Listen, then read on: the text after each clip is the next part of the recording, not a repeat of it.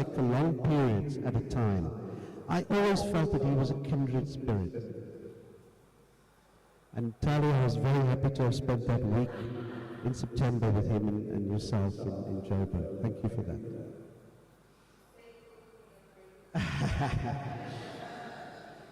I am glad that the last few years were such a period of reconnection and that we were able to work together on a number of projects. I'm also very glad that he found new love in these same years with Tali. He was also fortunate to have found her. Finally, as MC, I want to introduce the speakers for this evening and to gift them a copy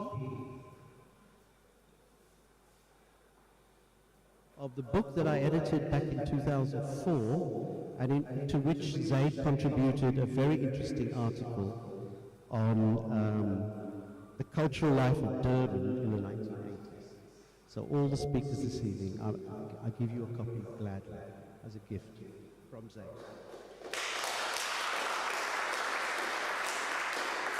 Oh, I'm a bit tearful, but that's what I usually do. Please, Andrew Parade, come up and join me.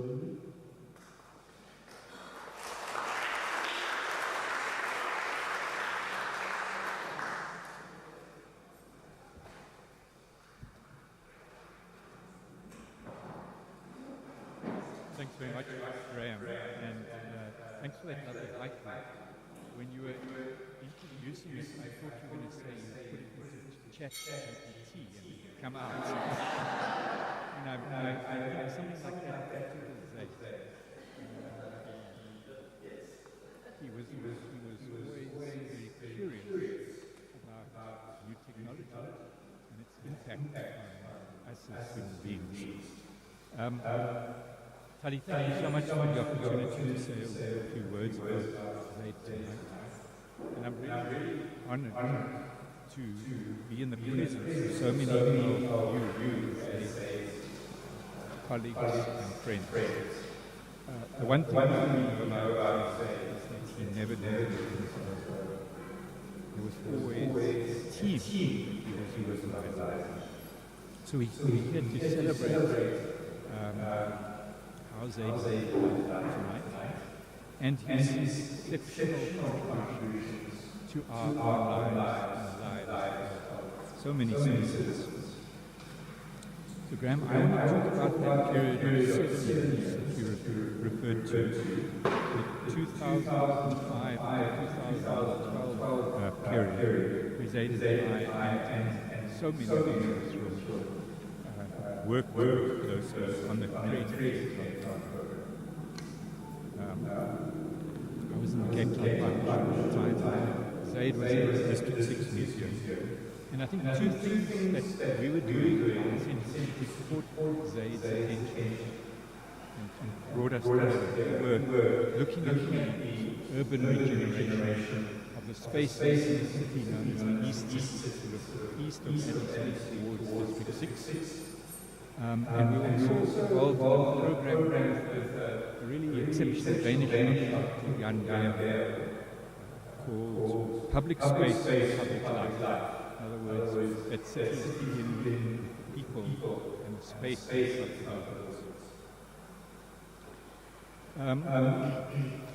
in that year, 2005, I'm sure many of you will remember, Zayd wrote a very important paper called Reaching Borders, using culture in Cape Town City for social change. It was published by Sunset at the time. And he begins that paper. It's really worth getting hold of a copy and reading it to this day.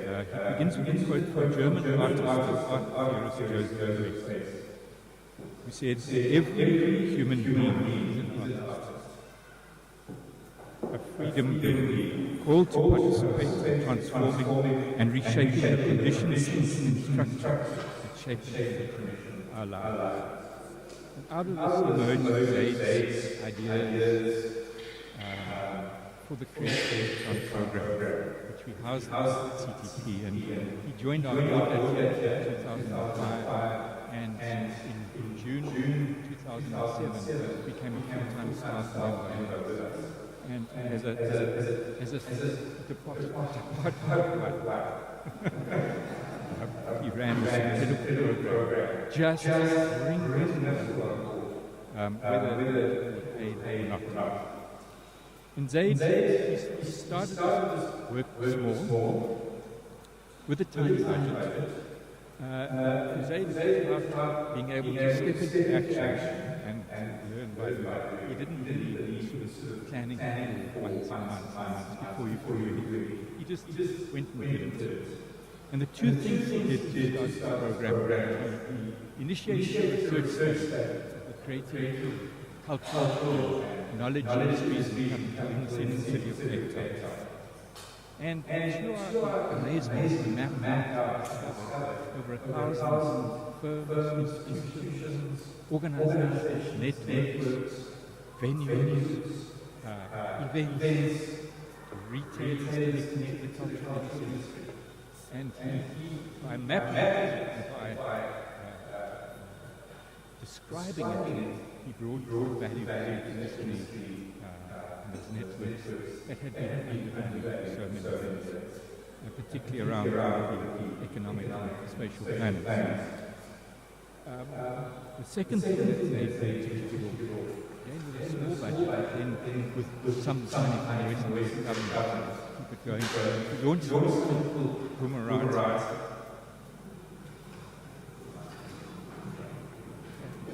The brackets behind the program, and he launched churches, public space, emphasizing cultural regeneration, the use and the value of local cultural resources, and moving more life.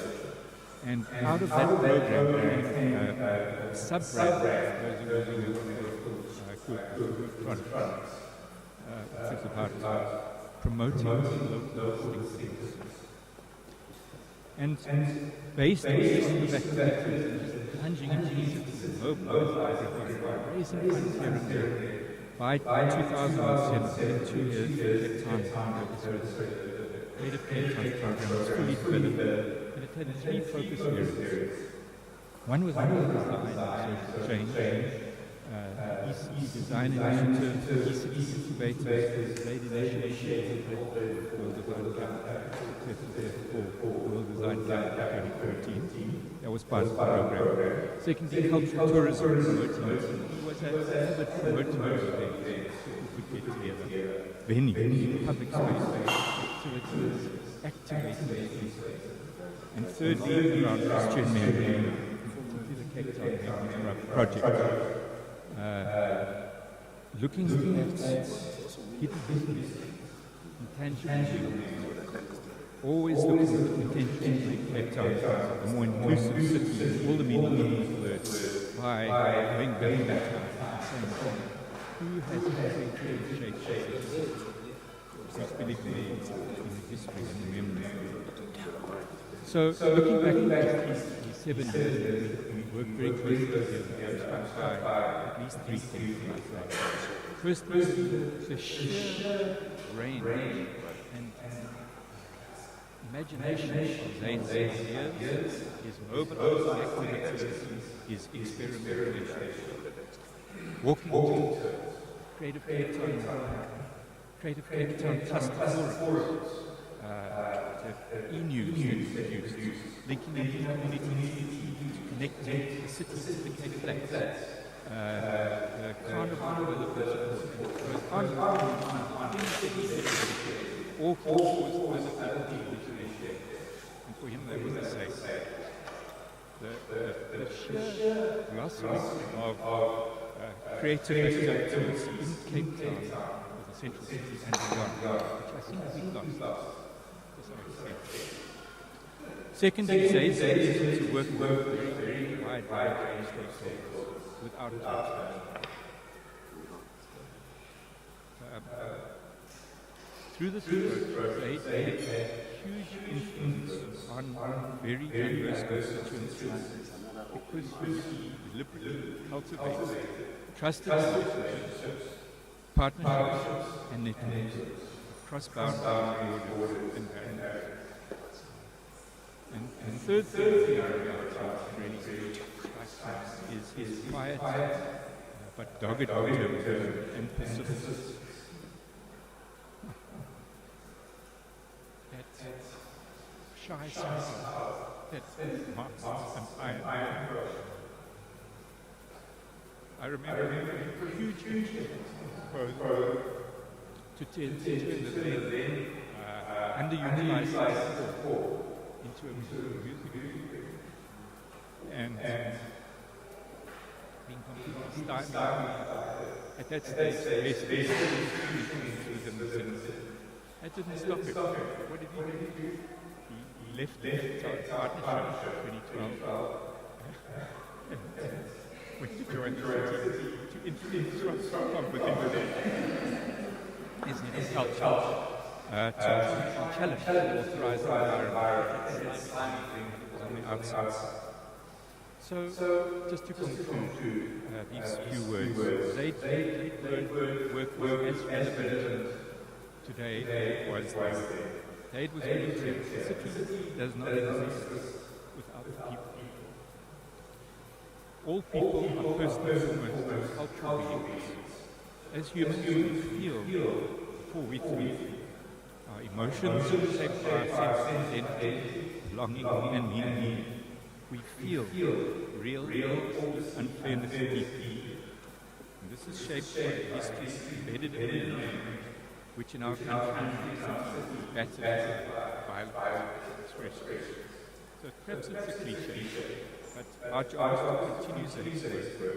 It's not an option. And I'd like to just conclude by saying a project that is 2005 and to quote from a Mexican performance artist, writer, activist, and educator, Guillermo Gomez, who writes and says clearly felt these things deeply. For me, the solution lies in a paradigm shift, the recognition of all protagonists in the creation of a new cultural photography and a new social order, one in which we are others and we need other others to exist. Hybridity is no longer for discussion.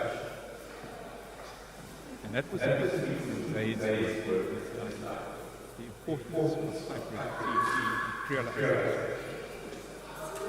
It's a demographic, racial, social, cultural fact. The real task ahead of us is to embrace a fluid and tolerant notion of personal and national identity and to develop models of peaceful coexistence and multilateral cooperation across nationality, race, gender, and religion. We need to learn each other's language, history, art, and cultural traditions. Thank you.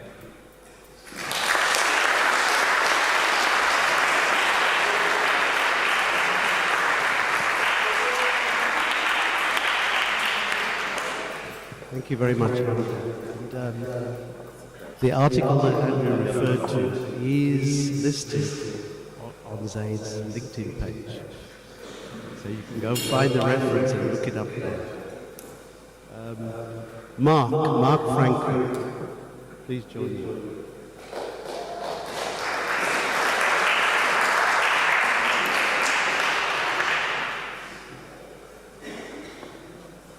Thanks very much, Graham.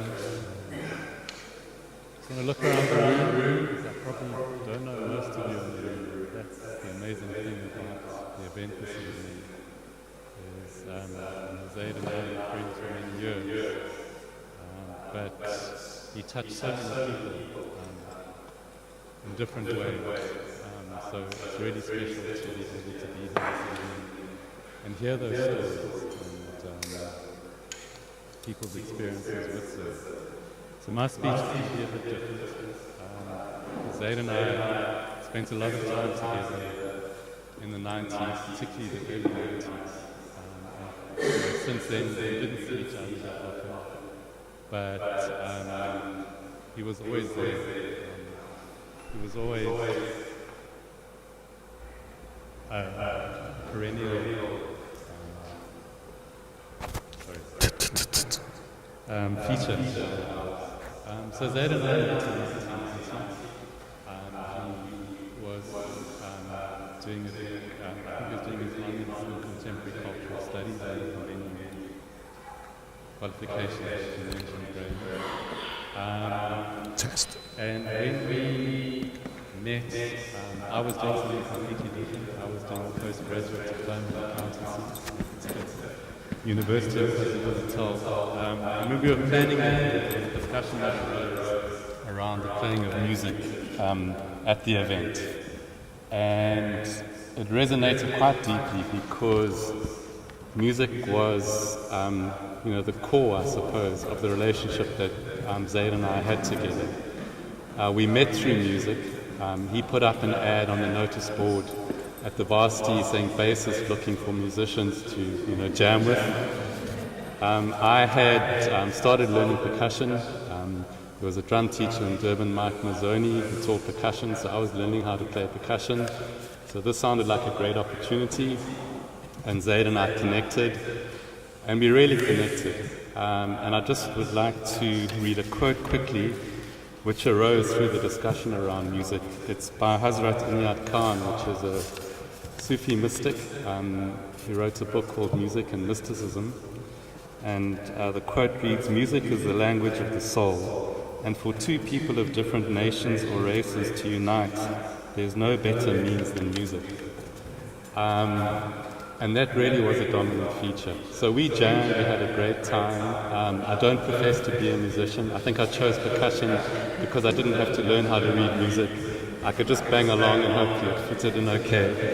And that seemed to work for a while. When you get in a groove, it's quite hard to explain, but you come into the moment, you become present, you don't have to think about what you're doing, there's a connection, and that connection seemed to be there right from the beginning. So we finished off at varsity in 1990. I moved to Cape Town in 1991. I was doing my 3 years articles with a firm here in Cape Town. Zayd and Michelle followed soon thereafter, came to Cape Town soon thereafter. And in those early years, I think, Andrew, a lot about what you spoke about in terms of the quality of Zayd came to the fore. So I was living in a house up in Kloof Road. So we got together a bunch of friends and we formed a company called the Performing and Visual Arts Network. So it was Chantal Couture, who was running an art gallery at that stage. It was Julian Snitcher, who was a lawyer. It was Neville Singh, I think, who was working in film and video. And then Zayd, really being the only one who knew anything about the arts to a certain extent, and myself. And then we decided we need a venue. So the base in Short Market Street was coming to an end. So we took over the lease and leased the sound equipment at the same time. And we set up a theatre and a nightclub at this venue. So the changing booth for the actors was in the DJ booth, effectively. And I think on more than one night we heard somebody falling down the stairs, having changed and trying to get to the theatre. So that's where it started. Zayd and I played together in several bands at that stage as well. And the names of the bands will probably tell you in terms of where they were heading. So there was the legendary Nowhere Band.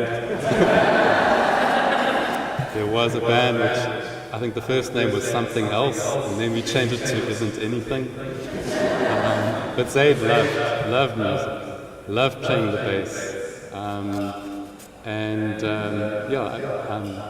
He regretted giving it up, for many years, but it was really wonderful to see him picking it up again in the last couple of years, playing with the Fossil Fools in Joburg, which I think huge smile on his face, I tell you, and playing in that gig. And something that was really special as well is that I think in about September last year as well, October thereabouts, I took a drum up to Joburg, and Zayd was still able to play the bass a bit at that stage, so we had a jam. And when he couldn't play the bass anymore, he put it to the side and picked up the keyboard. and it was a really special time to be able to connect again. Yeah, and then the 90s was just a haze, really, to a certain extent. And I'm sure you know Zayd really enjoyed going out and having a good time. I think linked to that rhythm as well, I've never seen anybody who could dance as well as Zayd. He really moved fantastically on the dance floor, so it was quite intimidating going out with him. We then, Kim and I got married in about 97. We moved out to the Deep South. We had our first child, and we kind of drifted, into different spaces. But Zayd was always there, as a constant. He was always there, that underlying rhythm. It was very special these last few months as well. I was blessed in that I could travel to Joburg for work on a regular occasion, or on frequent occasions. So Tali, thank you very much for hosting me on a regular occasion. It was really special to be there with you through that time. And I think what amazed me over the last few months, because I remember Zayd sitting down in about March last year and saying that, he started to experience difficulty walking, etc., and he was moving into this. But he was so strong, through that all. He was incredibly strong. He never felt sorry for himself. He never felt down. I mean, the thing that amazed me when I would go and visit is Tali trying to manage the social diary in terms of all the people visiting all the time. It was really incredible to see him surrounded by this love, so many people that he had touched, and who wanted to see him and spend time with him. And it was also a side of his life, that I never knew. And it was really incredible to see. Sorry, I did type out a speech, but I couldn't print it because of load shedding, so I frantically tried to make notes before I arrived. And then Zayd also, Kim and I got married in 97. Zayd was the best man at our wedding. The bridesmaid was one of Kim's good friends, who, I'm not sure what happened, Kim, but Zayd never made it to the official ceremony as a person, which he was very upset about. But we did have a separate ceremony afterwards, and thankfully he made it to that.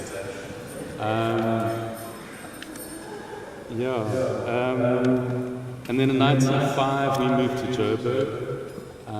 And even though we were in Joburg, Zayd came up and visited. I think we had an Alice in Wonderland party the one evening, and everybody had to dress up. And I hired this tiger suit for Zayd, and we've got some photographs of it somewhere. And Zayd looked really, really good in the tiger suit. So good that I walked into the room at one stage during the party, and one of our friends was sitting there in tears. And I asked him, "What's wrong?" He said, "I can't fit into the tiger suit." So Zayd, thinking about him just brings smiles, brings a warm heart. Kim and I were chatting on the way here in terms of her memories of Zayd, and she, fondly remembers when I was overseas for a while, Zayd phoning her on a regular basis, and just checking in, seeing how she was doing. And she started talking about the things that she was doing and how she was managing. And he said, "No, Kim, how are you? How are you doing?" And that was just kind of the person that Zayd was.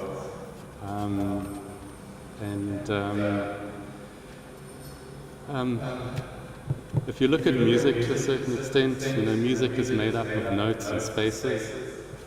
So that was a feature of our relationship, I suppose, the notes and the time that we were together, sharing things, doing things together, the spaces that we were apart. But, together it made up an incredible symphony over these last years. And often when we used to jam, Zayd used to say, "How was it? Did it sound okay?" and it was perfect, Zayd. It really was perfect. The things that you did, the lives that you touched, yes, some of it was crazy. Zayd used to enjoy this musician called John Zorn. I don't know if anybody's heard of John Zorn, but I have no idea how he listened to it. It was just this barrage of noise, but Zayd was really into it, and you know, at times Zayd's life was a John Zorn composition. You know, we also spent time together meditating at the Buddhist Center in Rondebosch, and I mean that's the thing as well. The things that both you, Andrew, and Graham have said in terms of how Zayd committed himself to things. He did it, you know, with a full heart, and it was exactly the same with meditation. Got completely into the zone, and yes. So back to the line that I mentioned earlier, it was perfect, Zayd. Thank you, you know, for being part of our composition. The notes that you made up, the spaces that you made up. We're very grateful. Thank you.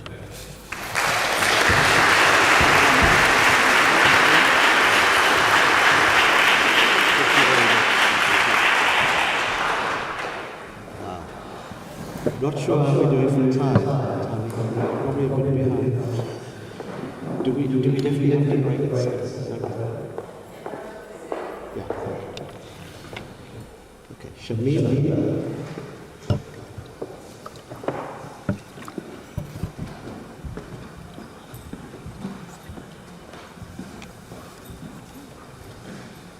Tally, you're going to have the same problems.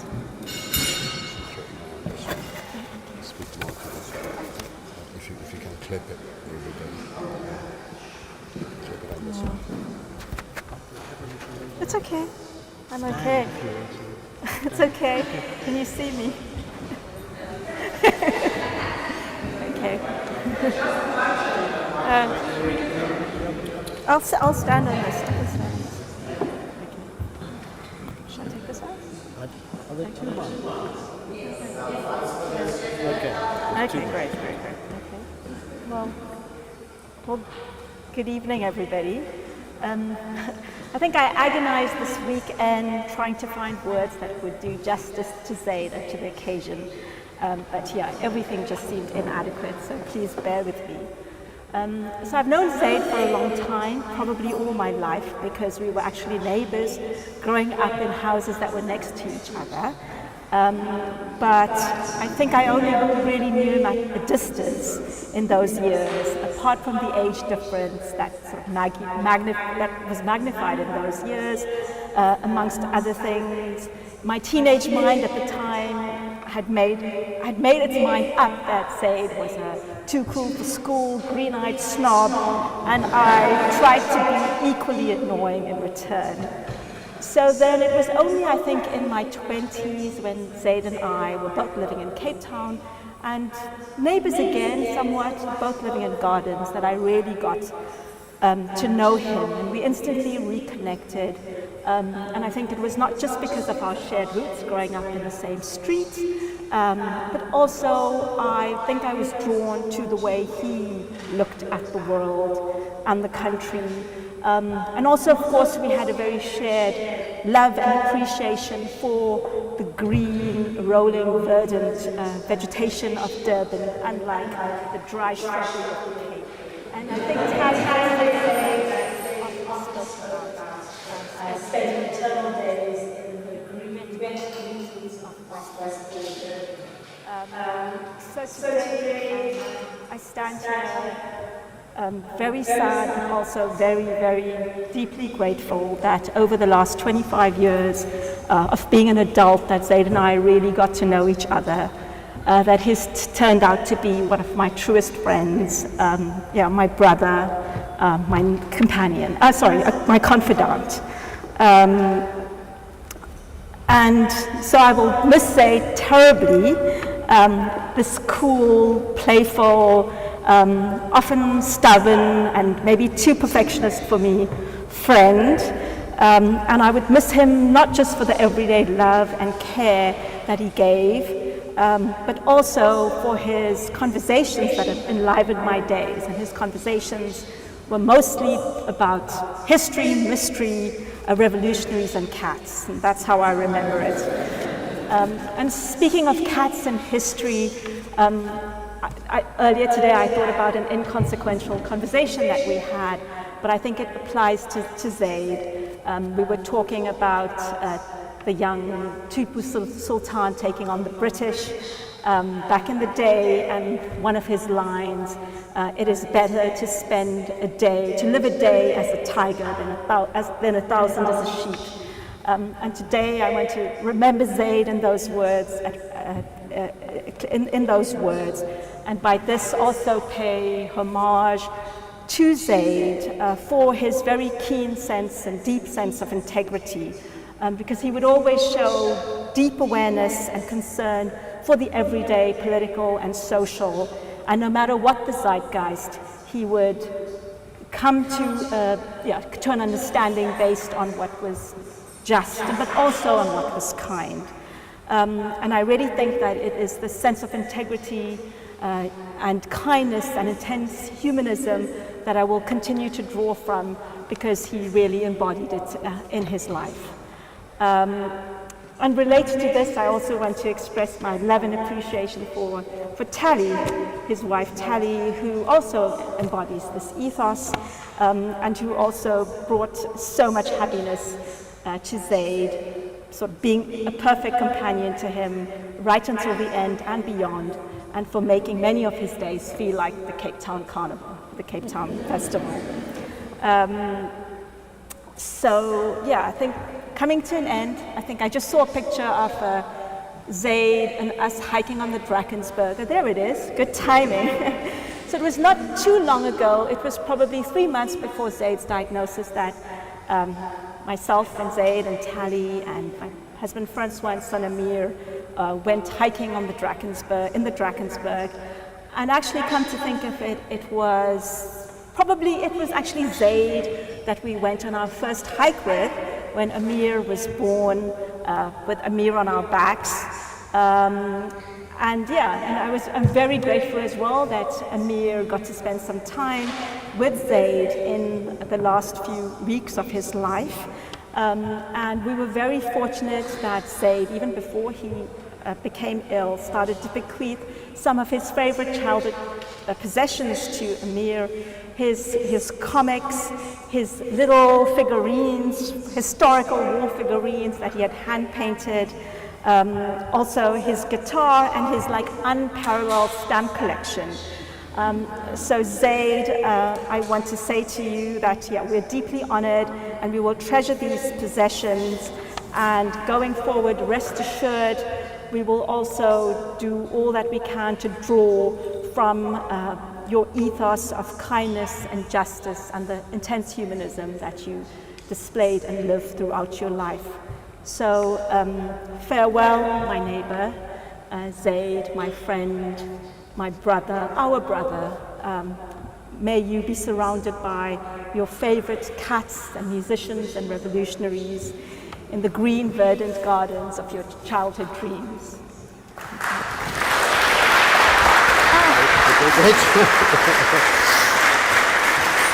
Please take a copy of me.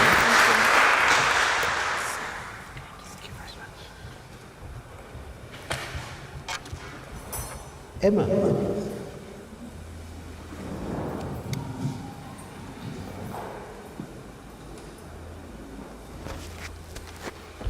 They want you to clip this on as well for the Okay. recording. How can we read my stuff? Okay. I can't really see that, can you?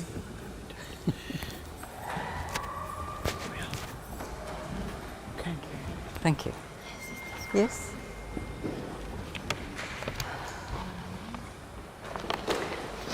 Thank you for those very moving words.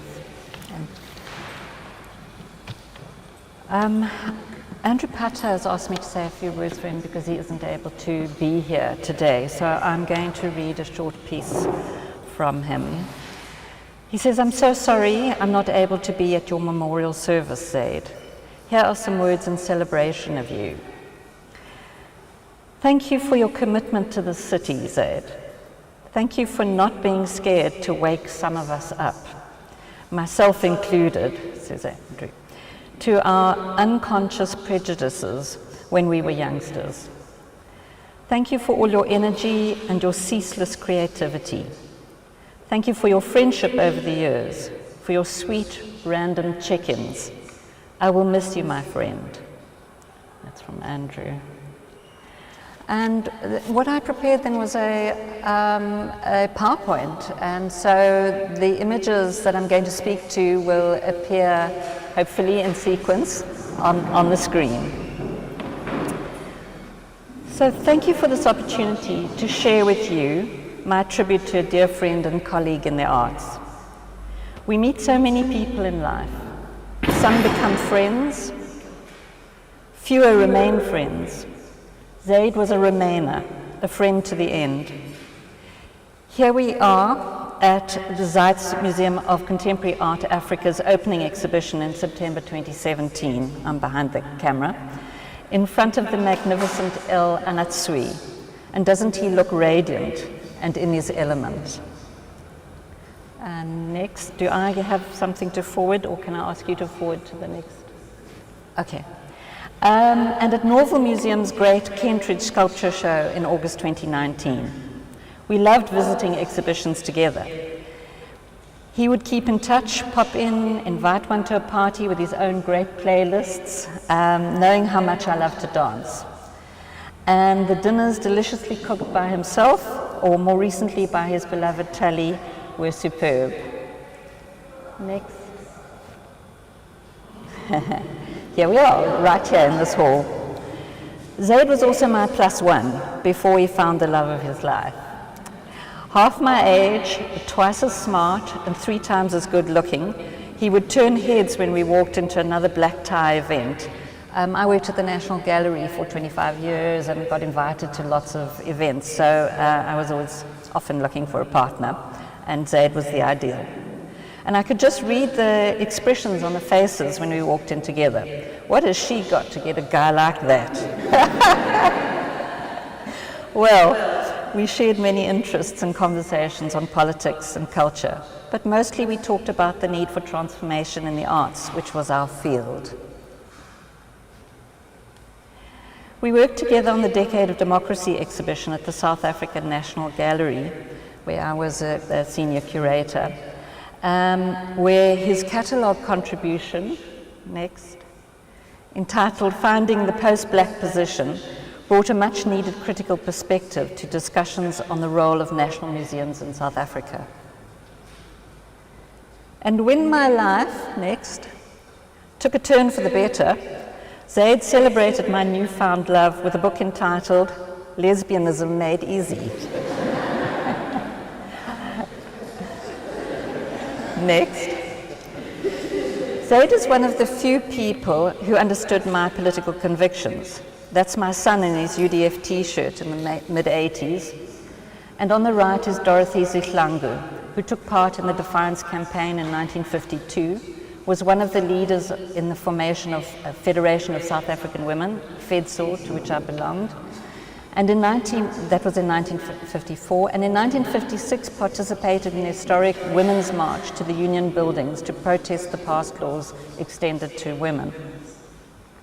When she and her colleague Dorothy Mfete urgently needed a new safe house in 1986, I didn't hesitate to take them in, hiding enemies of the state while working for the South African National Gallery, a state institution by day. Next. Zayd and Tali stayed in my home when they visited Cape Town, for which they gifted me many dinners and a great Indian vegetarian cookbook, from which these images come. As the saying goes, mi casa e tu casa, and so it will remain. Tali, you'll always be welcome in my home. I think of Zayd as my best friend, as I suspect everybody here does. He lives on in our hearts and in our memories. Next. Tali, no words can express what you meant to Zayd, and what you did for him went way above and beyond. Your love, care, and devotion carried him through to the end. He knew what was coming and he wanted to protect you from it, but you were up for the journey and you were going to stay, and you did, with such grace, compassion, infinite care and undying love. Next. Here's Zayd on my balcony recently, no doubt photographed by you, Tali. I thank you for your love and care for our brother Zayd. Tali, you are an angel on earth, and remember that we are here for you. I lost my brother to natural causes at the age of 37 in 1994. It still feels unnatural. No one should die young. With Dylan Thomas we cried, do not go gentle into that good night. Old age should burn and rave at close of day. Rage, rage against the dying of the light. Zayd, we love you and carry you in our hearts always. Linger on, your pale blue eyes. Thank you.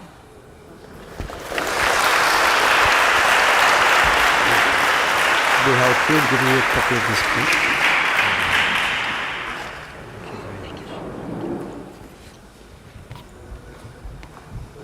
We seem to have caught up with our schedule, amazingly.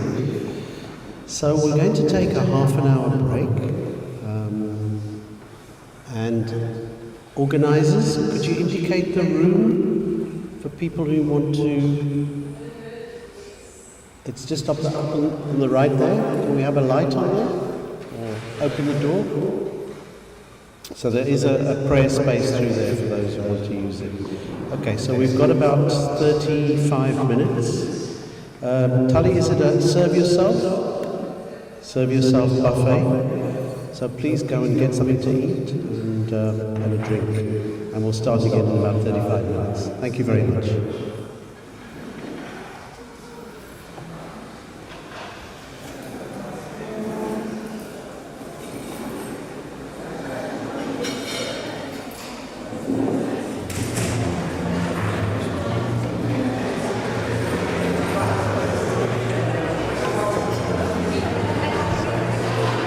Sorry, can I just make one more?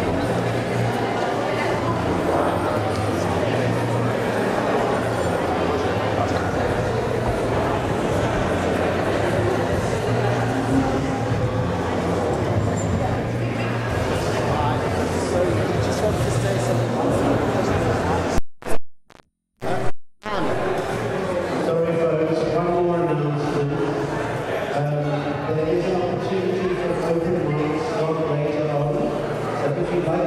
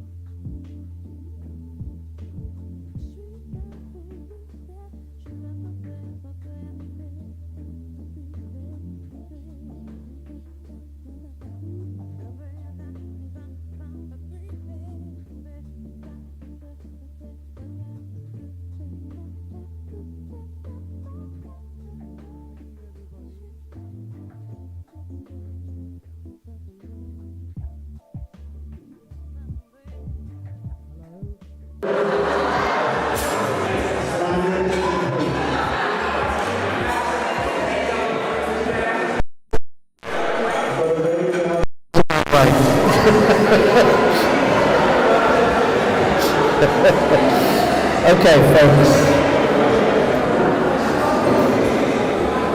I hope that you've all had enough to eat and drink. I hope the smokers have managed to get their fix outside.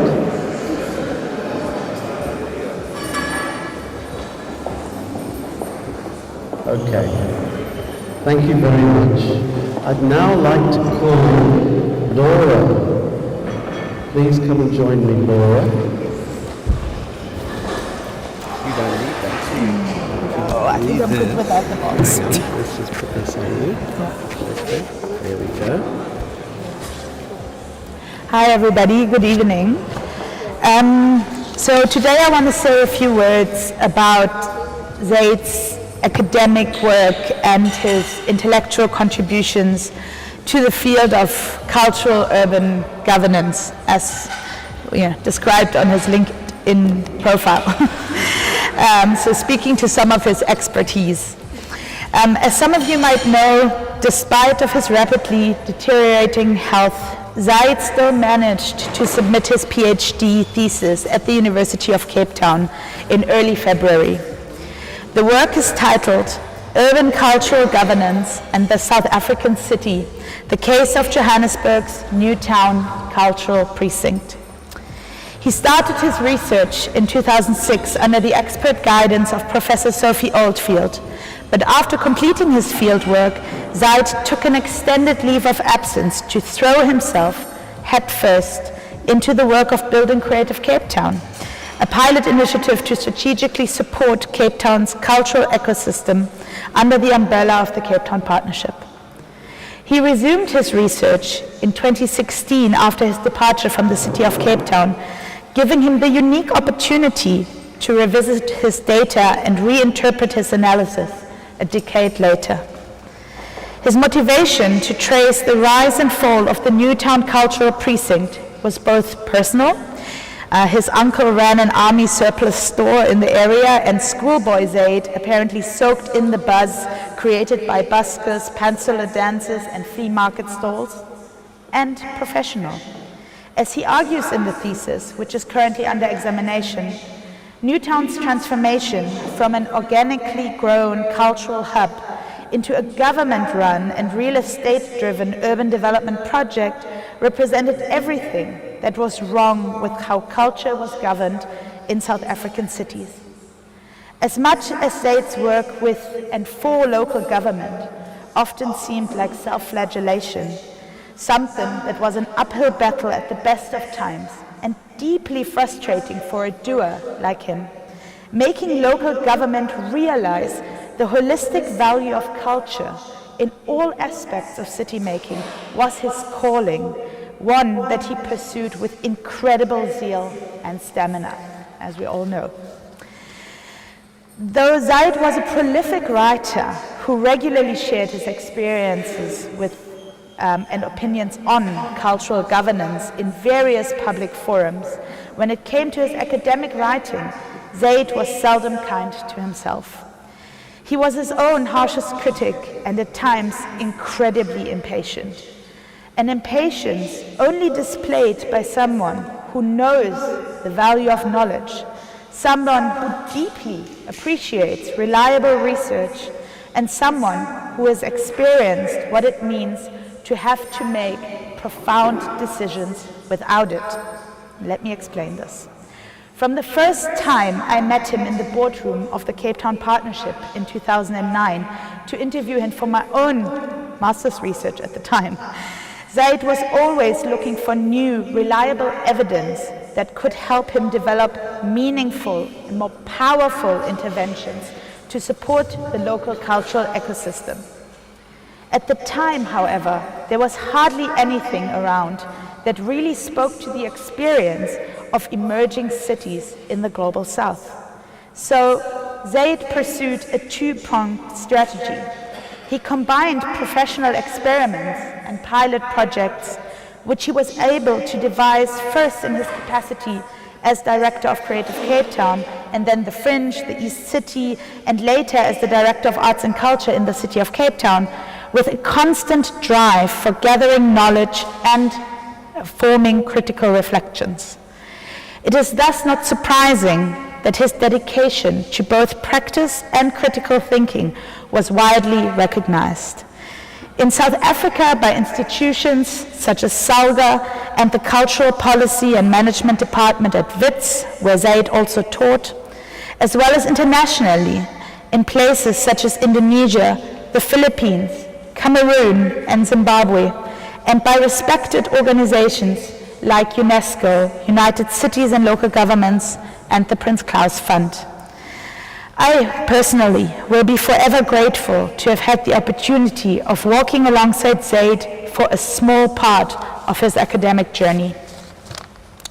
Both my colleague Sophie and I are humbled by the fact that Zayd continued to put his trust in us as his PhD supervisors, that he grappled with our feedback, and that he pushed through every time his inner critic was threatening to get the better of him. We are sad that he does not get to see and enjoy the fruits of his long and thorough labor, but are consoled by the fact that he managed to finish this pièce de résistance just before his untimely passing. So today I want us all to raise our glasses to Dr. Zayd Minty and call on all of us who are in any way involved with the promotion of arts and culture, be it as practicing artists, researchers, civil servants, or just art lovers, to continue his legacy of building creative cities in, from, and for the global south. Thank you.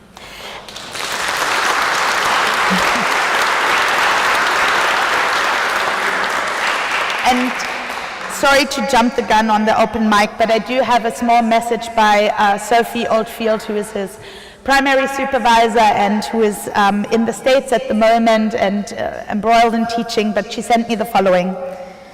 Zayd, we will miss you so much. Your gentle, giant intellect, your beautiful soul, and profound wisdom. Your immense imagination, inspiration, creativity, style, your beauty inside and out. Your strength, solid, stubborn, fierce, right, leading the way. Your humor, laughter, your irreverence that twinkle in your beautiful eyes. Thank you for leaving us this love, this legacy. In you, in your PhD, which we will share far and wide. Thank you for being a generous, exceptional friend. A special thank you to Tali for everything you made possible for Zayd and us over this past year, this recent month, and now. Thank you.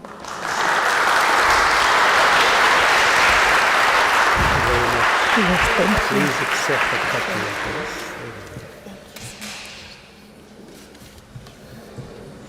Okay, there's my paper.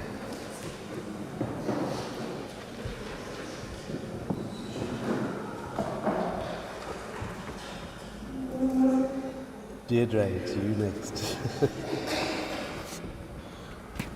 You want me to put this on for you? I think anyway he has for me.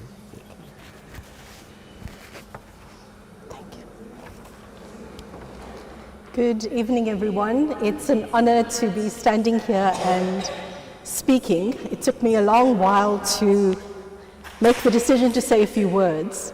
Zayd and I had what I call a friendship of the fringe. We were on each other's fringes for almost 3 decades. And at moments, our worlds merged and collided. And there were just a few thoughts that I wanted to share with you about some of those moments when we did collide in a beautiful way. So I first met Zayd. We both started out working at the Robben Island Museum and World Heritage Site. And my experience of Zayd at the time was that he loved raves. And it was always wonderful on a Monday to check to see, was it the whole weekend or was it just a couple of days? But what I knew about him as someone who loved to play and dance and have fun and laugh, what I call his staccato laugh, he was someone who was unafraid of experimenting.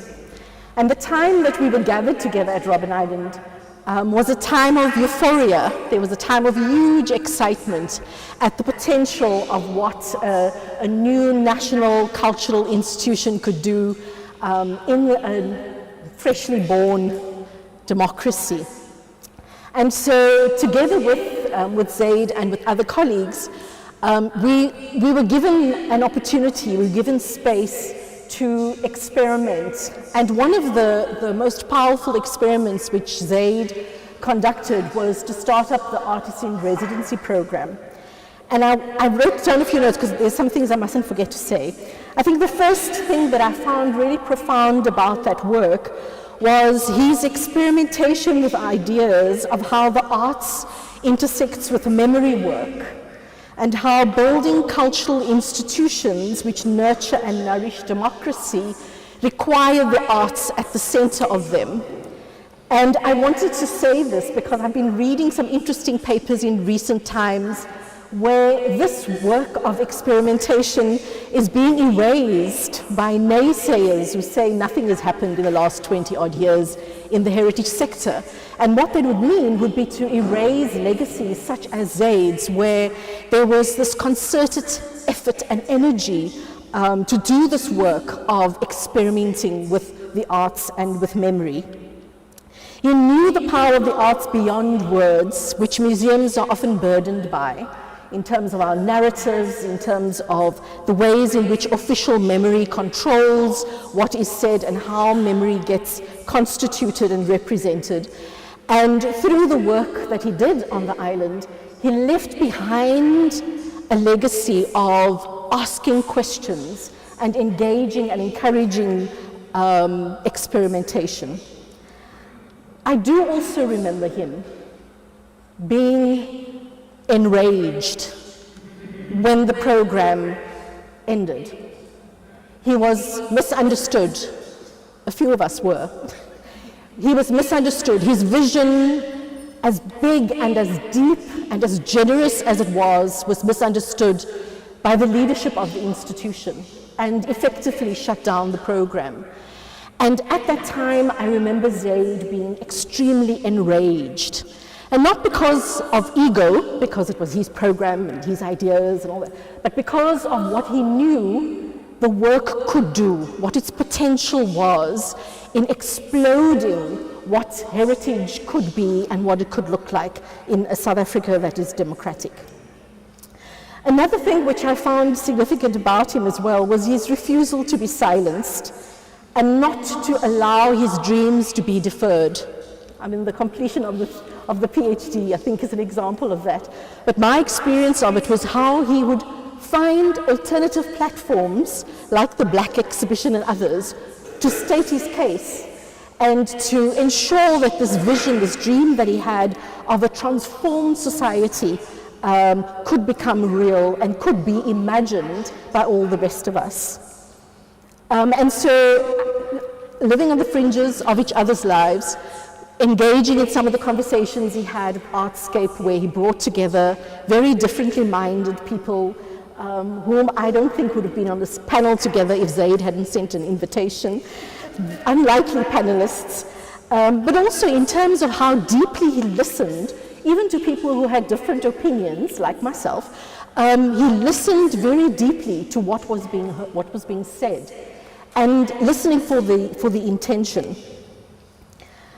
I think one of the last things I wanted to mention was, before he decided to leave to relocate Cape Town, we agreed that we would meet for coffee. We met at the University of Cape Town, and it was an amazing catch-up. It was one of those moments of catching up and colliding. And what I saw then was Zayd, who was deeply wounded, who had been hurt again being forced by institutional myopia, by systems that were just reiterations of the past, really attempting to scupper some of the dreams that he had around culture and the arts and the creative city of Cape Town. And one of the questions that we were dealing with at the time together was, how do we keep on doing our transformative work when the cost is so high? When we are experiencing exclusion, when we are experiencing alienation and exile, when what we are experiencing also leads to economic and financial decline as individuals. And this conversation I will never forget, because shortly after arriving in Joburg, I could see also how he was beginning to emerge again. And again showing this refusal to be doused, to have his passion killed. I think one of the last things I need to say before I conclude is to say that Zayd was the one who encouraged me to register for my master's through the African Centre for Cities at the University of Cape Town. For 10 years, I've been grappling with living heritage across the continent, Caribbean, and the Asia-Pacific region, and I came to him and said, I don't know what to do, because we keep talking about ICH, or intangible cultural heritage and living heritage, as this thing that belongs in the rural, as this thing that belongs in the past. What about these urban spaces? And it was really him who encouraged me and said, you know, if you want to pursue this thinking and ask questions around it, this is where you need to do it. And so I submitted my master's February this year too. In celebration of Zayd, I want to say thank you, that you've given far beyond what you even imagined, and your imagination, we all know, was so wide. Thank you.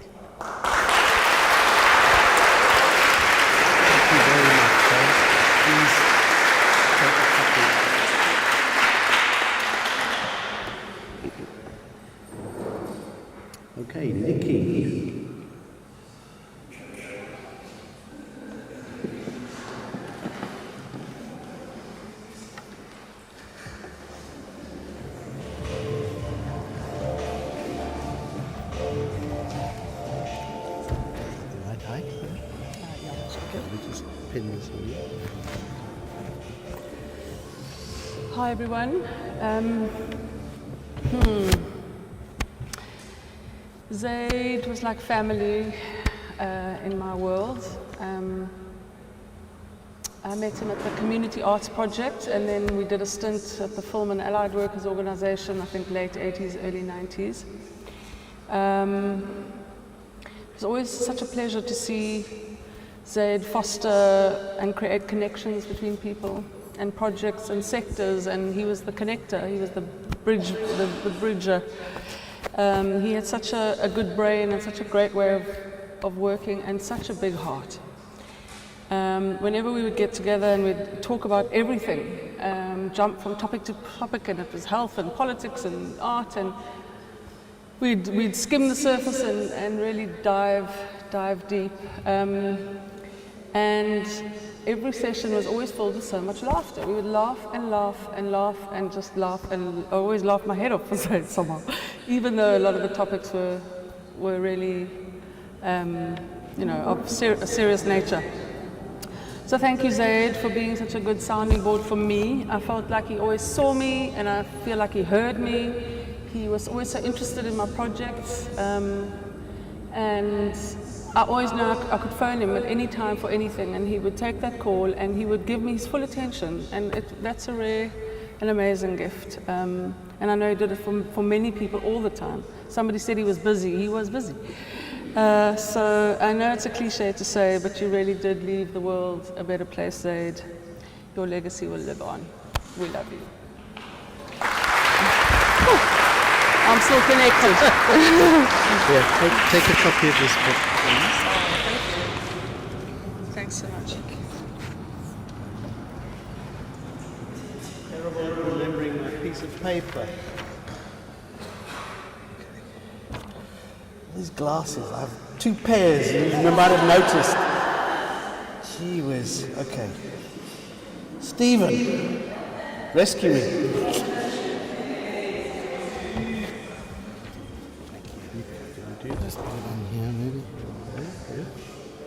Thank you.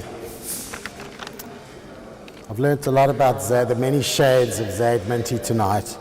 I'm just going to say a few words and stick to the text to stay in control. But what I wanted to say was I really miss my friend Zayd, and I'll always miss him.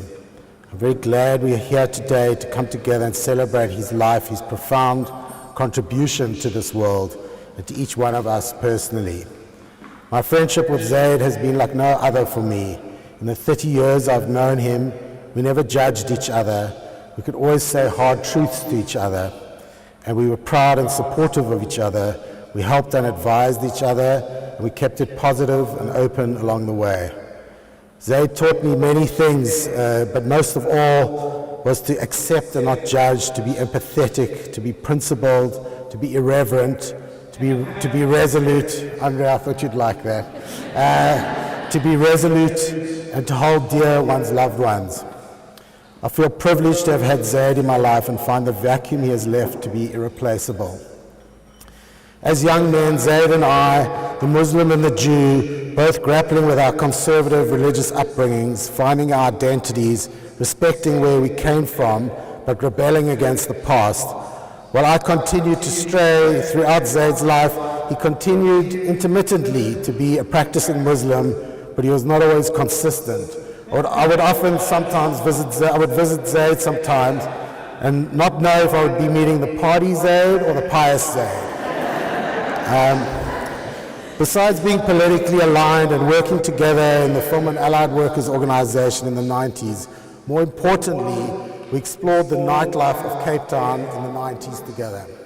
And it seems like he did that with many other people. In our 20s and early 30s, we were out of the town every weekend trying to get laid. Sometimes successfully, most of the time not.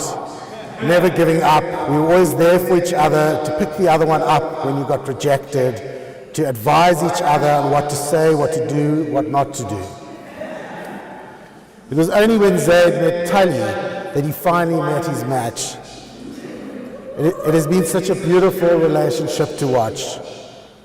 They were so right for each other from the get-go, so kind and thoughtful and loving towards each other, right up until the end. Thank you, Tali, for giving so much love, joy and care to my friend Zayd. Lucky for me, I remained close friends with Zayd throughout the years until he passed away. I could see over the years how much work he had done on himself. When he lay there getting increasingly weak over the last few weeks of his life, it was the work he had done on himself that kept him calm, philosophical and at peace. And I hope I can reach the state of peace in my lifetime. Thank you, Zayd, for everything you have brought to our lives. I will continue to honor you in any way that I can. Thank you.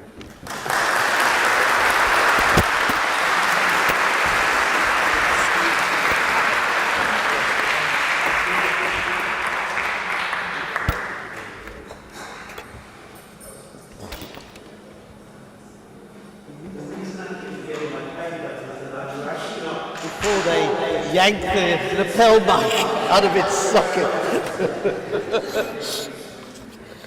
Okay. Zubair. Thank you. You won't do that.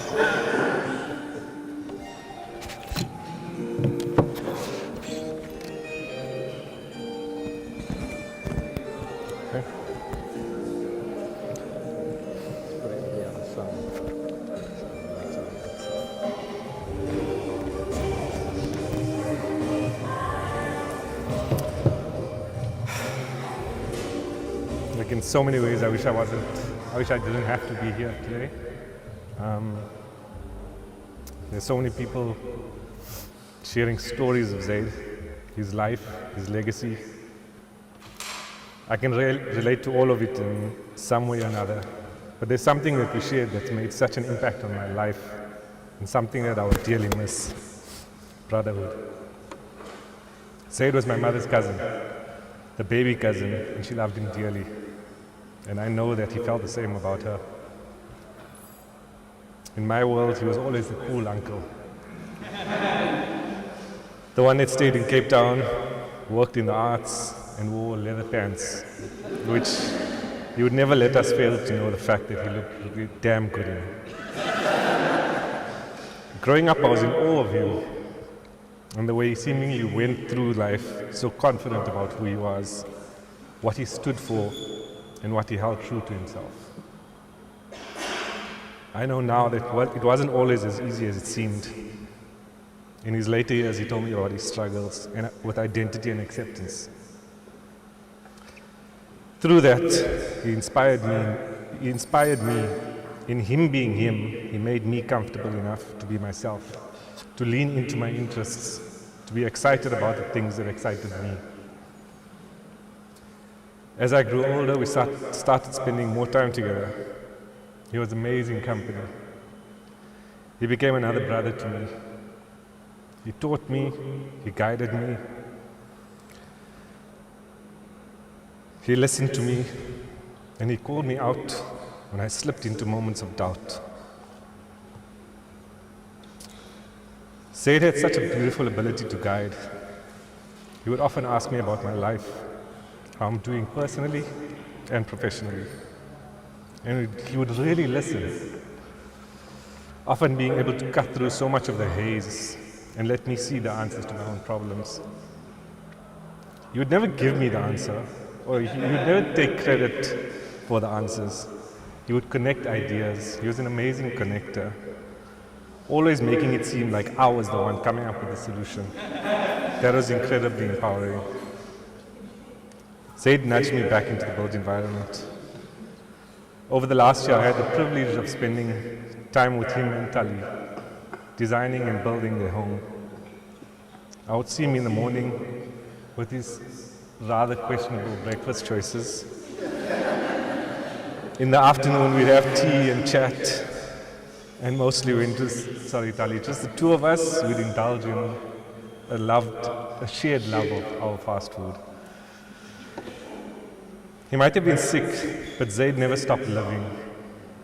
He continued giving his advice, his thoughts, his ear, and his instructions, and all of his love right until the very end. He was always so grateful for the people in his life, his family and his friends. To Tali, from me and our family,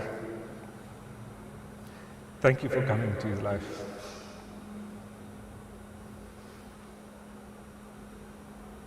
The joy that you brought to him was incredible, and we're eternally grateful. To Zayd, you will be missed, but your legacy will live on. Love you, brother.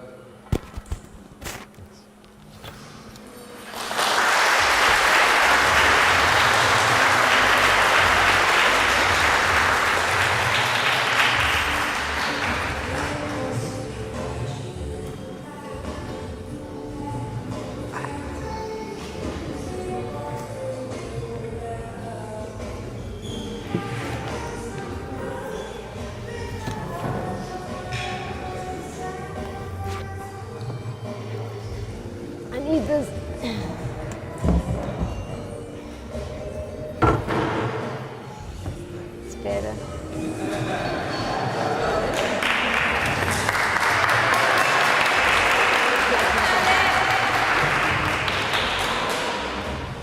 Just love you too.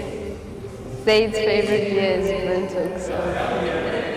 But he didn't drink for a long time. He stopped drinking.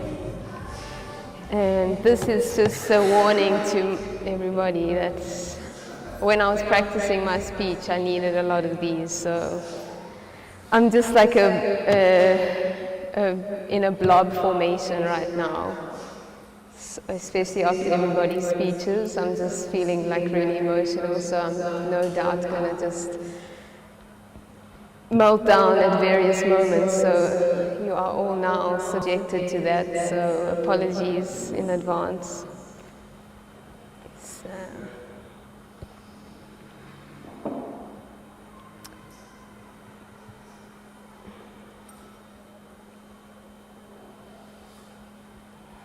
So I'm here because of Zayd, and we're all here because of Zayd. And I have Zayd to thank for so many things. So I'm going to try to do justice to Zayd now and forever after. So I'm speaking because I'm Zayd's partner, and the selfish part of it is just to compensate for what is lost. The voice that we lost, and me just trying to grab onto the memories and what Zayd was and all of that. And I'm just so grateful for everyone sharing what they have and all the memories, because I don't know most of the people here, and I don't know most of the stories in Zayd's life. So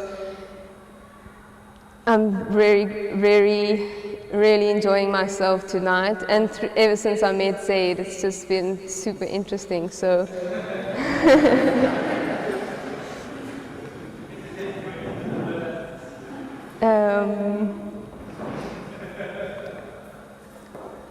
so I will try to do justice to tell you about what I saw and what I witnessed in my journey of being totally in love with Zayd and being on this amazing adventure, which was much too short.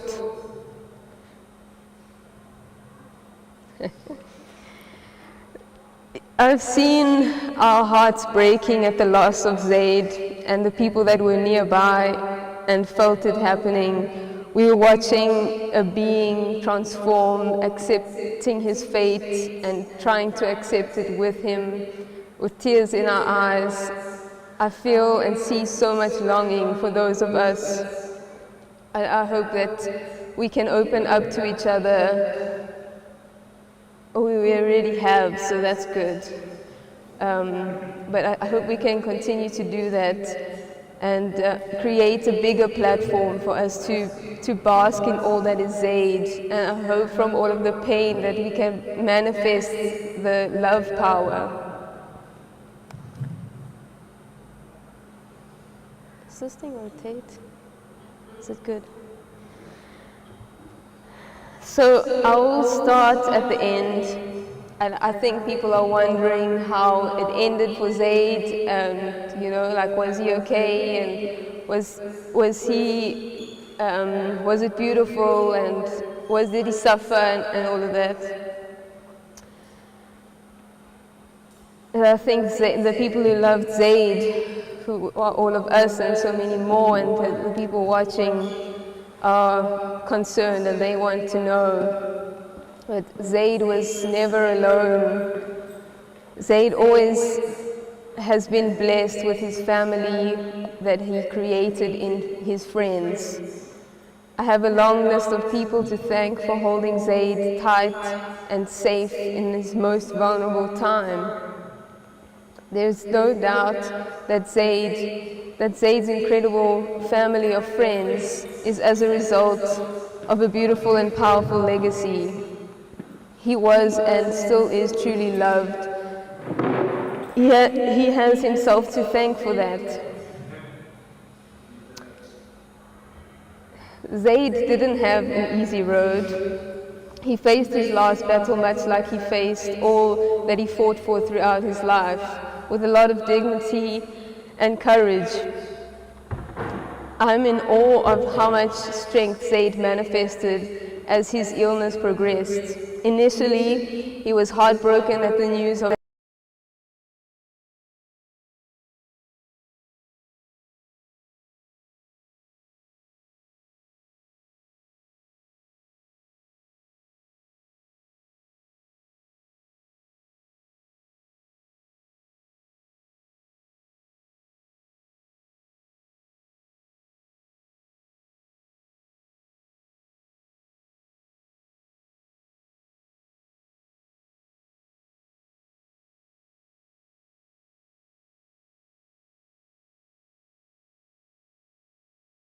Zayd. Hello, Zayd. A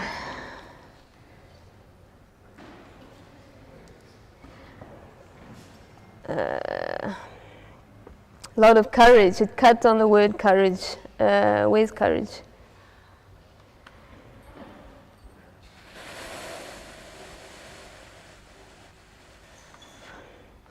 I am in awe of how much strength Zayd manifested as his illness progressed. Initially, he was heartbroken at the news of his looming fate. Zayd had an incredible sense for human fragility, hence how he used all the time that he was given to move and shake. Zayd was impatient, which it came up a lot tonight, but I thought I was the only one who's going to say that, but yeah.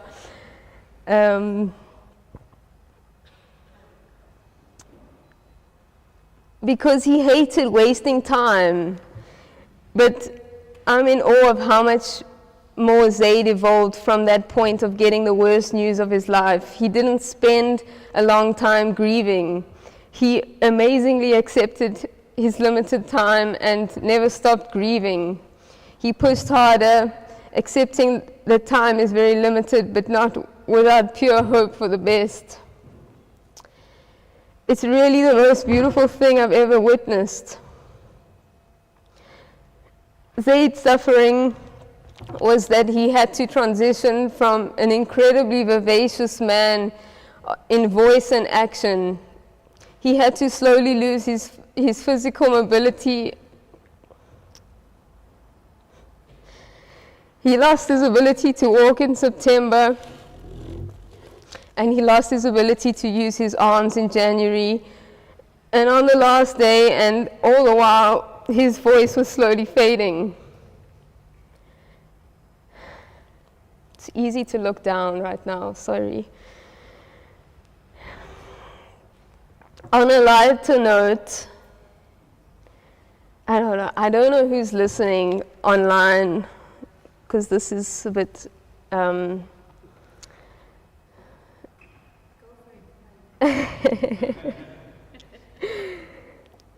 a lighter note, and yeah, I mean, this comes from a place of true love. He never, in his paralysis, he never lost his ability to use his love muscle, which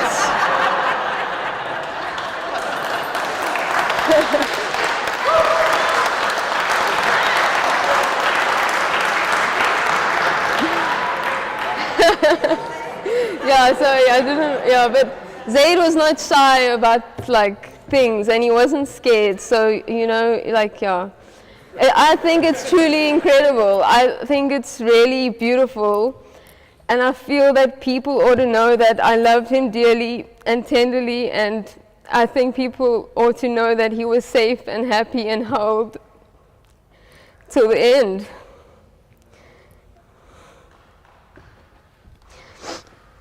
Zayd never lost his ability to share his love. He never lost his desirability. He never lost his golden friendships. I think the streaming group is sending something, but I'm not going to open that. And extremely importantly to Zayd is that he never lost his sense of humor. Humor, wit, and love and freedom was at the essence of who Zayd was. Zayd never lost his mind in any way. In fact, his consciousness evolved to a state of being remarkable, phenomenal, and otherworldly. It was beyond me and any of us how he coped with that. His spirit morphed, and unbelievably he became ready. He stated so many times that he is ready to go. He acknowledged that this state of being was no longer for him. And I'm incredibly grateful to hospice, who we called on in the last 3 weeks. It's hard to quantify how they helped us move through the last part of our journey. They helped to hold Zayd through the unknown, which is, I think, a part of this for anyone who's going through any kind of an illness where it's not a sudden death. I think that's the most difficult part. And Zayd passed on while he was being transferred into the bed at hospice.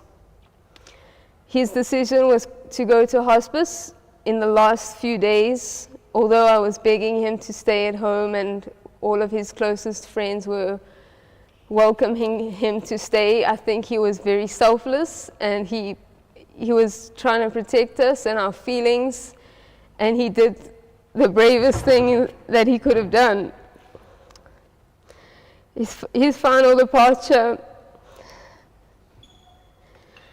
was ethereal. He looked up and he smiled.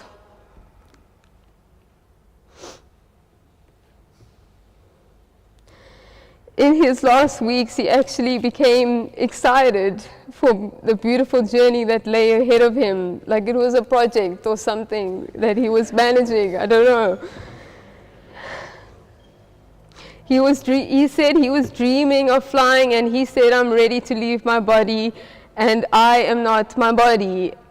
It was just really hard to hear and to understand, but he seriously leveled up, and Zayd never failed to fulfill the ask, and that is what he did. Zayd was open to the process, and he was planning around all the people that he loved. He was extremely selfless. He would do whatever it took to protect his loved ones during this difficult time. I've never seen so much courage and love. He never stopped advising his friends on their careers. He gave loving input and genuine interest on where everyone was going with their lives. He really cared about all of us and the state of the world.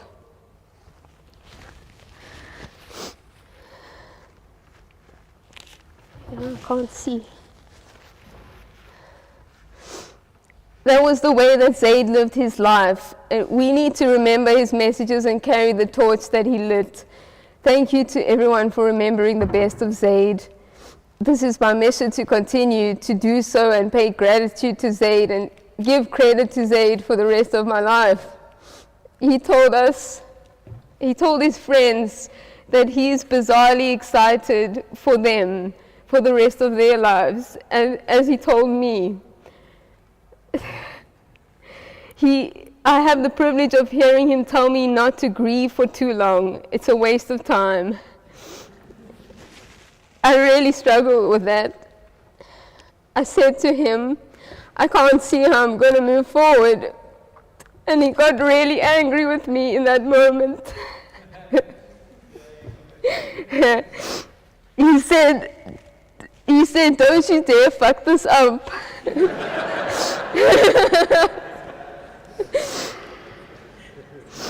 His impatience was really rioting and totally radical. He said, you choose the perspective that you have on this, and you can choose to use it to motivate you. The final word of that conversation was, live your life passionately. I have a lot of people to thank, and I'm going to miss a lot of people out. And this is not the end of my speech, sorry. When I practiced this, it was 20 minutes, but I'm going to try. Shamila, thank you for being Zayd's most positive connection to his very challenging past, for standing in solidarity with him through your journeys of freedom together, for showing Zayd pure sisterly love and support from the beginning to the very end, for being a sister to me and guiding me through with pure fun. It's been fun. For sleeping next to me when I had no one to wake up to anymore. And of course, thank you to your beautiful family. Francois and Amir, for bringing joy and love and support in unquantifiable ways. And he loved you all so deeply, and I'm eternally grateful. Stephen,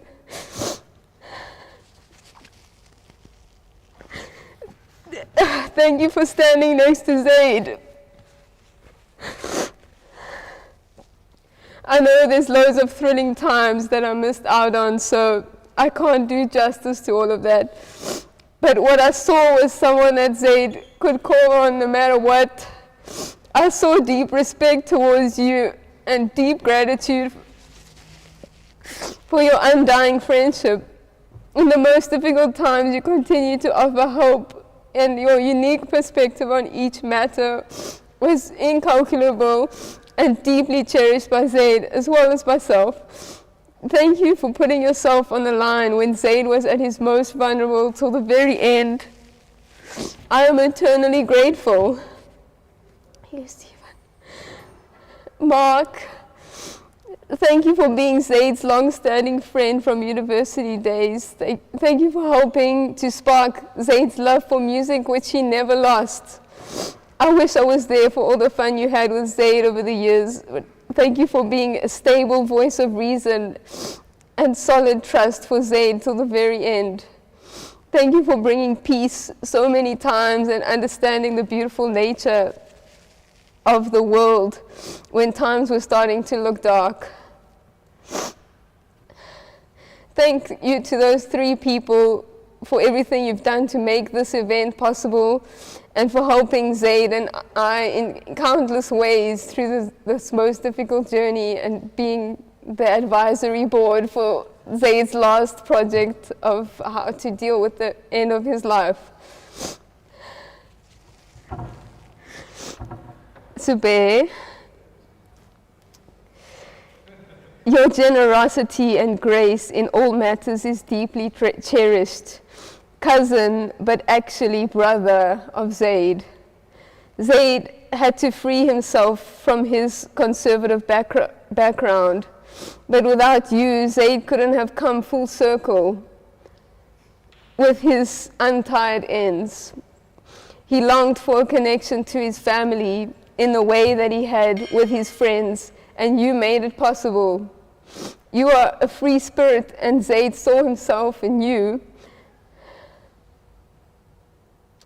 and confided in you in the way that he could with nobody else. Thank you for being an amazing architect and designer, and for making our cottage beautiful so that Zayd's last days were comfortable and bright. We absolutely could not have done it without you, and I am eternally grateful. Kulshan, thank you for being the powerhouse that you are. Zayd connected to you Zayd connected to that, the powerhouse part. And that really was inspired by your huge strides, and he was really inspired by your huge strides. Thank you for being there at key moments for me, for literally standing next to me when there was nobody else. I'm eternally grateful. Ian, I don't know where you are. Hello. Thank you for bringing the party to Zayd in so many ways of collaboration in his life and in the last days. Thank you for cooking great meals when we had no more energy. Thank you for offering any kind of support. I'm eternally grateful. Emma, thank you for being Zayd's partner in the arts. I don't know how to praise such a powerhouse of a person, and I will never do justice to that. But coming in late to the scene in Zayd's life, it was clear that he chose his friends very carefully. And I'm awestruck where I find myself and the support that has been offered to me. Zayd loved and respected you dearly, and I will do the same in eternal gratitude. Laura, thank you for stepping up to help wrap up Zayd's thesis. As Zayd said, it's hard to quantify how much you and Sophie helped him with so much intellect, and of course as well as love and compassion. Thank you for offering your support in so many ways and helping to put this event together. I'm eternally grateful. Can you still hear me? I just realized this is syncing. We can hear you. Okay. Graham, thank you for stepping up to the plate. Sorry I'm so unorganized. And thank you for hosting this event with so much grace and power. I don't think there was a better person for the job, and you've done such a wonderful job. I don't know how to praise such an amazing man, but I know Zayd had endless respect and admiration for you, as so many do. I'm eternally grateful to you. Also, thank you to everyone who sent through a tribute, which I need to make available online, as well as all of these speeches and all the material from this event. So thank you for all those beautiful tributes. I will make them available to the public. Okay. Unfortunately, my speech is starting now.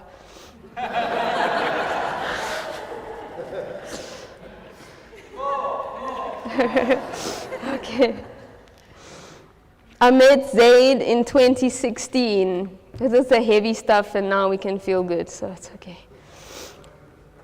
The first thing I noticed about Zayd was his deep and wide laugh from the core. And I like that word, staccato, that came up today. I adore him from the moment that I met him. It was so easy to love such a beautiful and brilliant man. It wasn't easy to love me, though. He tried to get away from me a few times. But he slowly came to love me very deeply, and I feel it so strong, and I can still feel it. I was very low, and he became our best friend. We found a place where we could be silly, play and laugh, and look at the world through that paradigm. I thank God that we met each other. He saved my life. I was becoming cold and bitter. And I saw someone who had been through so much more than me and still knew how to be free. I don't think it's a secret that Zayd had to fight for his freedom. And once he attained it, he roared fire. I think we are all amazed at how much energy Zayd brought to the party. He wanted peace and love and beauty to prevail. It's a tricky city to be in, and I'm not from here, so, but everybody knows that.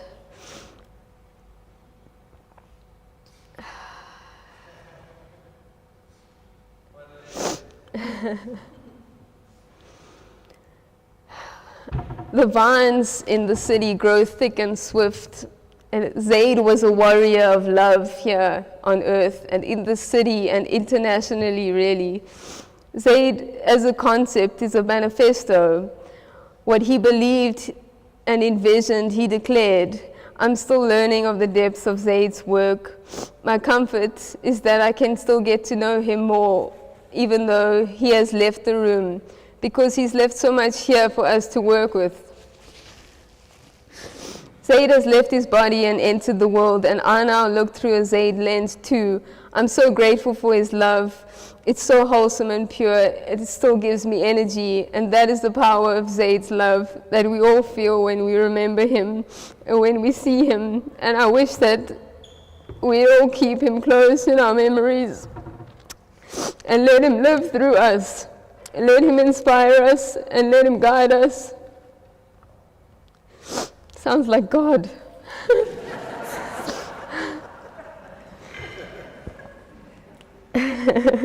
Praise be to Zayd.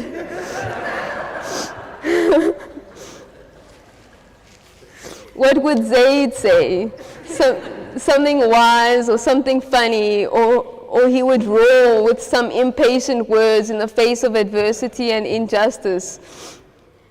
And when it's time to dance, he'll say, play, dance, let the love flow, rise and shine. Zayd was free. Zayd was so free and bold and vulnerable. Zayd was genuine and sincere and authentic and humble.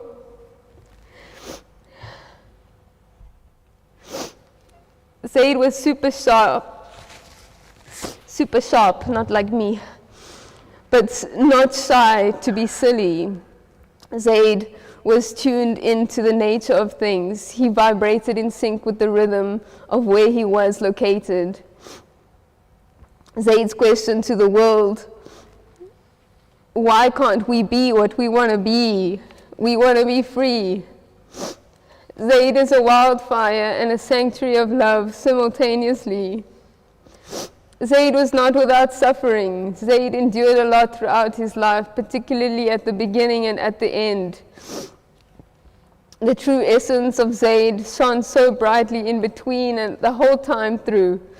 I believe Zayd had the power to chase the devil out of space. Those were the positions Zayd was put in and that he put himself into willingly. Zayd was so funny, he's so sensitive and perceptive. He was quiet and delicate, but not shy, to be a lion and roar in laughter and in chaos, for peace, for clarity, for justice, in solidarity.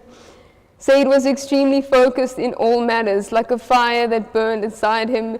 Zayd was fiercely committed to the true nature of things, concerning gritty work, all forms of art, also in battle, in togetherness and in love. His life itself was a piece of art.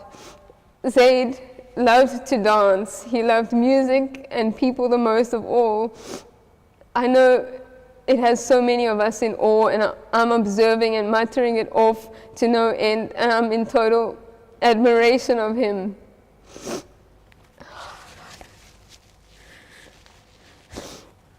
Zayd was like, pull it together, Tali. This is a bit sloppy.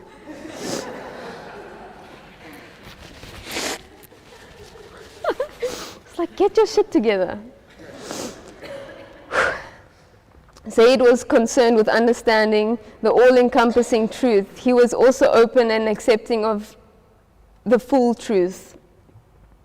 Zayd was in love with the world and culture. He didn't focus on the textbook definition of culture.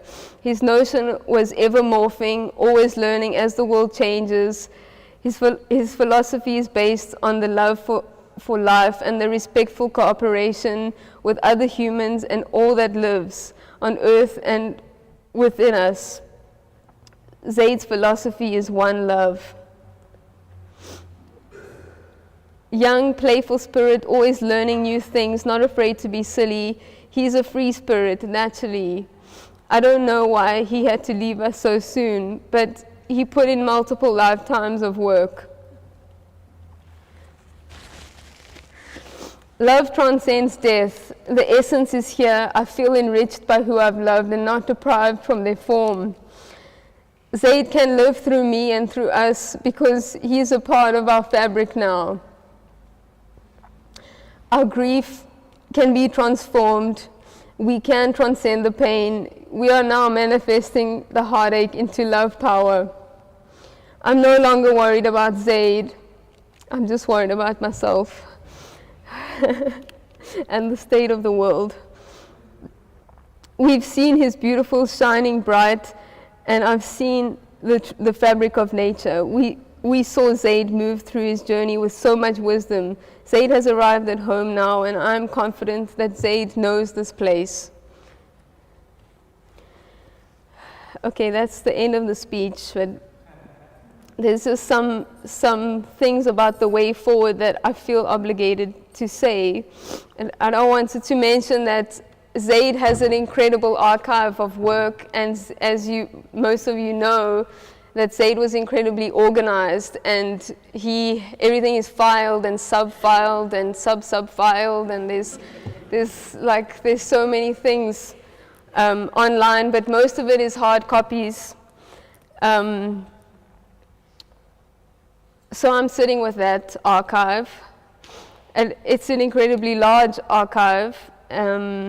He's donated it to WITS, the Department of Human Geographies and Cultural Policy Making.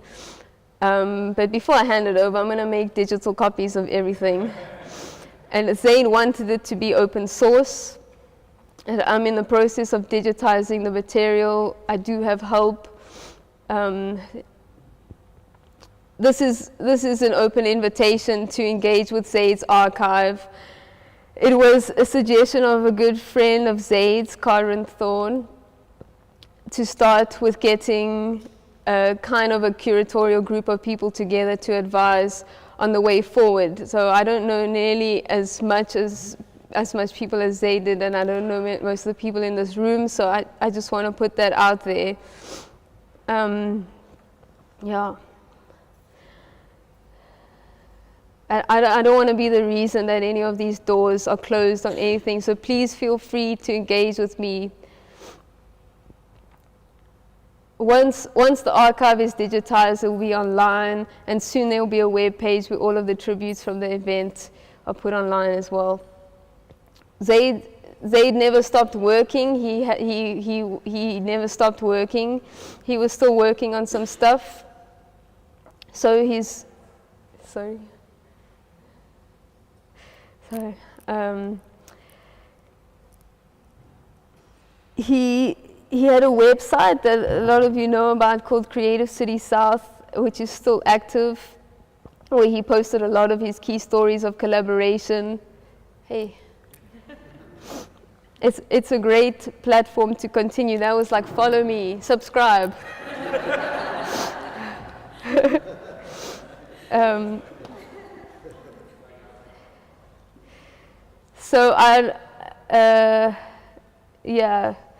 So it was focused on storytelling, and he did document a lot of those stories and convert them into shorter versions of articles, which are very readable. Concerning Creative City South, I imagine the best way to start moving forward with that is some form of workshopping, which I am relying on people to come to me, but I do have people to consult and reference and suggest who are good people. So that's, just putting that out there as well.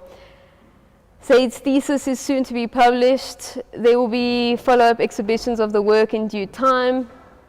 Zayd has instructed that scholarships are awarded to some master students in the Human Geographies and Cultural Policy Department to students that are keen to study his archive. Zayd loved music, and he played bass guitar, and he recorded some of the songs. That's how he spent a lot of the last year of his life. So this work I will continue to engage with this work and release it in due course as well. Thank you for listening to me. I look forward to meeting some of you, and cheers to Zayd.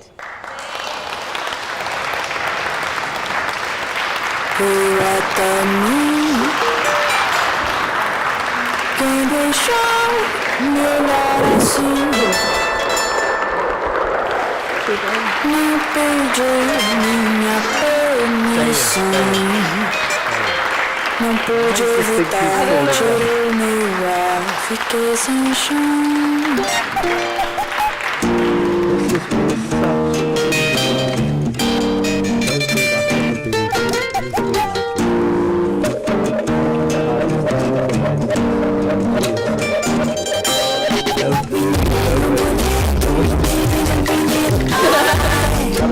Really tries to see.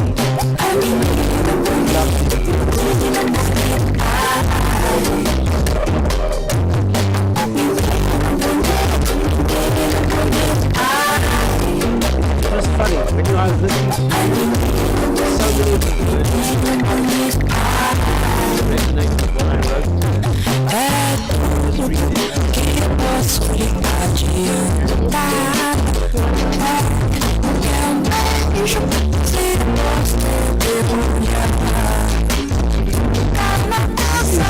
This is the haiku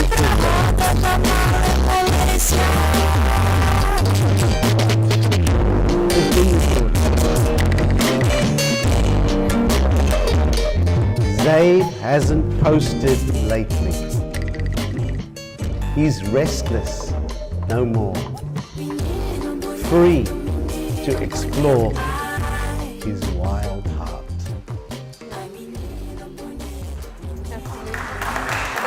That's cool. Free.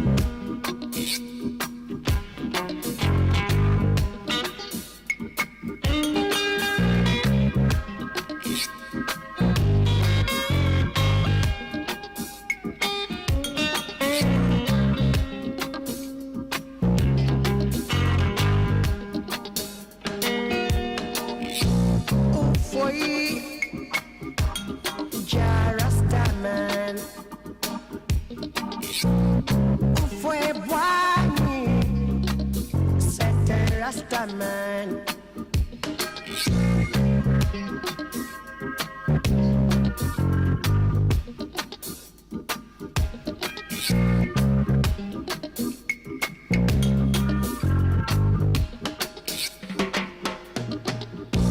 Il est bon, caméra Rastaman. Partisan de la paix, caméra Rasta.